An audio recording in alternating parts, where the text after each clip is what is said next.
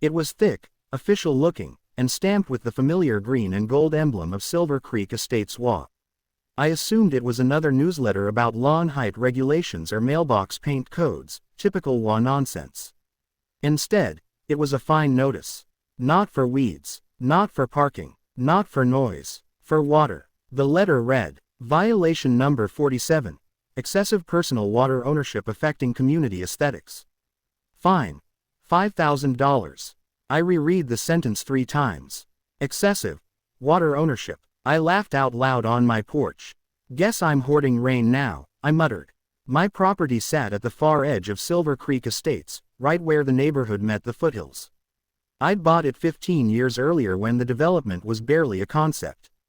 Back then it was just land, trees, and a narrow creek winding through the valley.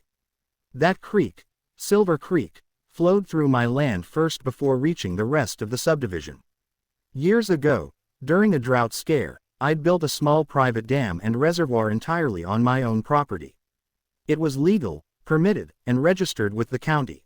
The reservoir helped irrigate my orchard and pasture. Apparently, though, the HOA had recently decided it was a problem. I finished my coffee and drove to the HOA office. The HOA building looked like every HOA building. Too new, too polished, and full of people who thought rules were a personality. Behind the desk sat Karen Whitmore, president of the HOA. Yes, that was actually her name. Perfect, right, she looked up over reading glasses. Can I help you? I placed the letter on the desk. Yeah, I said, you fined me for owning water.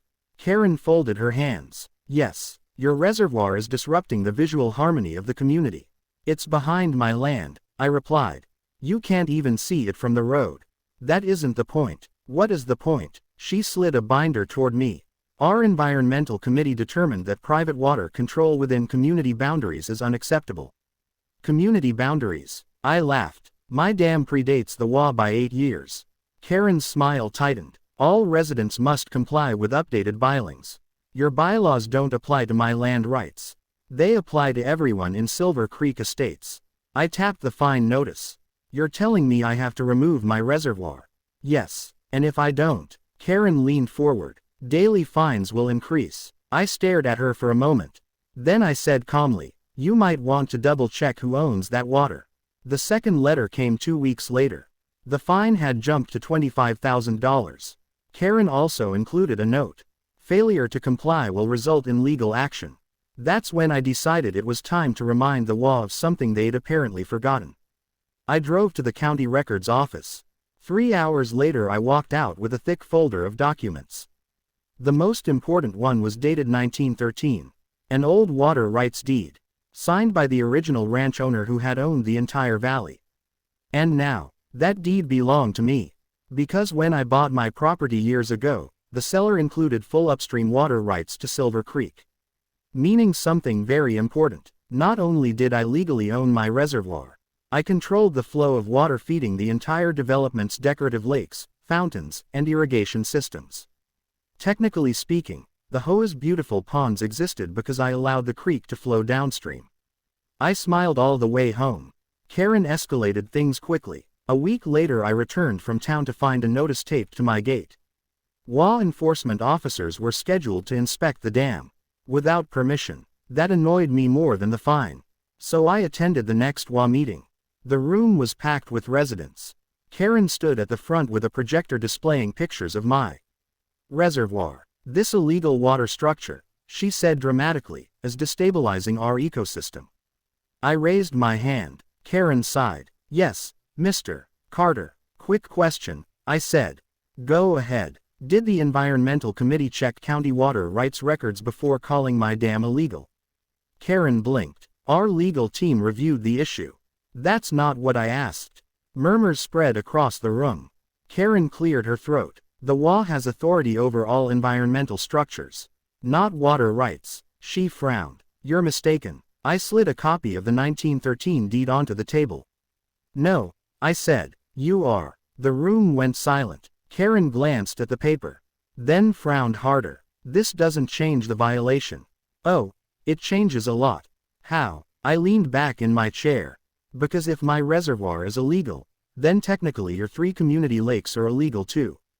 Gasps rippled through the room. Karen crossed her arms. Explain. Simple, I said. Those lakes are fed by Silver Creek. Yes, and I own the upstream water rights. Her expression shifted slightly. Meaning what? Meaning I control the flow. Karen scoffed. You wouldn't dare. I smiled. We'll see. 2 days later, Karen delivered the final blow. A $75,000 fine. The letter said, if the reservoir is not drained within 10 days, legal action will begin. That's when I checked the calendar. Saturday. The same Saturday Karen had been bragging about for weeks. Her annual garden party. Hundreds of HOA residents. Live music. Wine tastings. Right beside the community lake. Which was fed by Silver Creek. Which flowed through my dam. I walked down to the reservoir that afternoon. The water shimmered under the sun. The spillway gate sat quietly beside the dam. I'd only opened it a few times over the years, usually during heavy rains. But today seemed like a special occasion. I waited until Saturday afternoon. Right when the party was in full swing. Music drifted through the valley. Laughter echoed from the lakeside pavilion. Karen's guests wandered through elaborate flower beds she'd spent months bragging about. Then I turned the wheel. Slowly. The dam gate creaked open. Water surged forward. Not dangerously. Not destructively. Just a lot of it. Silver Creek roared back to life. The stream rushed downstream faster than it had in years. By the time it reached the community lake, the water level started rising. Then spilling. Then flowing straight into Karen's carefully landscaped garden terraces. I stood on the ridge watching. Within minutes, guests were lifting chairs. Tables shifted. Flower beds flooded. Someone screamed. The band stopped playing. And Karen came sprinting down the path in heels. Her garden party was becoming a very wet event. My phone rang. I answered calmly. Hello. Karen was shouting. What did you do? Opened my dam. You flooded the lake. No. I corrected. I restored the natural creek flow. You're ruining my party. I leaned on the railing. Well, Karen, according to your HOA rules. What rules? Too much water disrupts community aesthetics. She sputtered. You can't do this. Actually, I said, the county says I can. Water rushed through the gardens behind her. Guests were climbing onto the pavilion deck to stay dry. Karen looked like she might explode. Close the dam immediately. Remove my fine. Silence. Then, fine. Say it clearly. You're not fined. And the inspection. Cancelled. And my reservoir. Karen clenched her teeth. Aloud. I waited a moment. Good. Then I closed the gate halfway. The water slowed. The garden party, however, was already destroyed. Flower beds flattened. Decorations floating. Karen standing ankle deep in muddy water. Monday morning another letter arrived. But this one was different. No fines. No threats. Just a short statement. After reviewing historical water rights documentation, the HOA acknowledges Mr. Carter's reservoir is legally permitted.